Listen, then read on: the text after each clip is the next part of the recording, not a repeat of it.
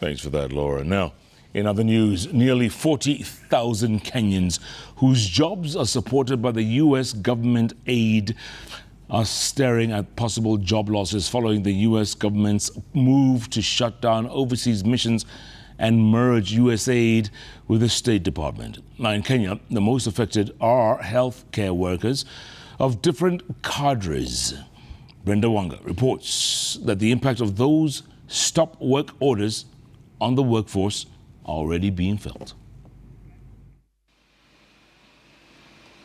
The silence at the Liverpool VCT Homa Bay Centre is almost palpable. Empty offices and clinics, complemented by tens of parked vehicles, are the clearest indicators that the stop work orders drawn from the Trump administration's foreign aid freeze are well and truly hitting home.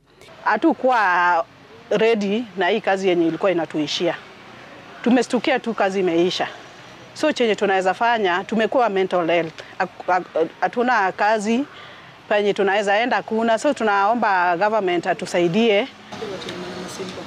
Atieno, like thousands of healthcare workers, are suffering from impending job losses as the USA government moves ahead with its plan to dismantle its primary humanitarian agency, USAID, and merge it with the State Department, a move that not only affects direct aid for what the USA has termed as non-essential services, but also thousands of people employed through USAID. We have quickly moved in and integrated services. What that means is, if it was issues to do with medications and pharmacy, we have moved it into one pharmacy, integrated all the services together, whether it is HIV care, malaria, any other illnesses. Now they are getting their services from the same place, both outpatient. It's really saddening and it's really painful for us to experience such a thing, because we don't know how we'll face tomorrow as per now, because things are really, it's like we're in a room and we are locked inside and there's nothing we can do. We're looking for a door, a window to get out,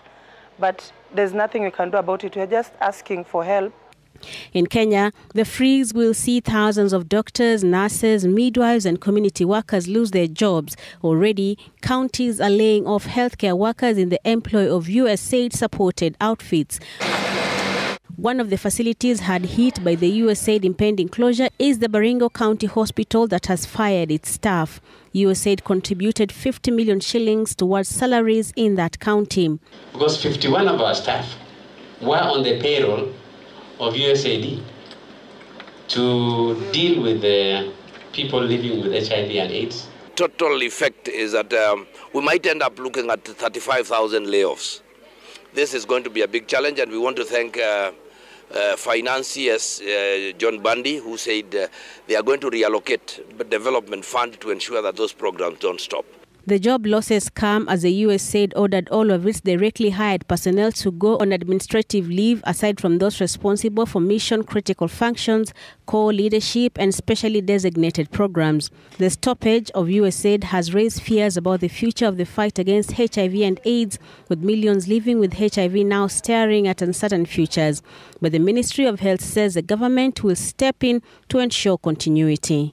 We are coming up with interventions. We are meeting. We have been able to map out the U.S. government programs within the country.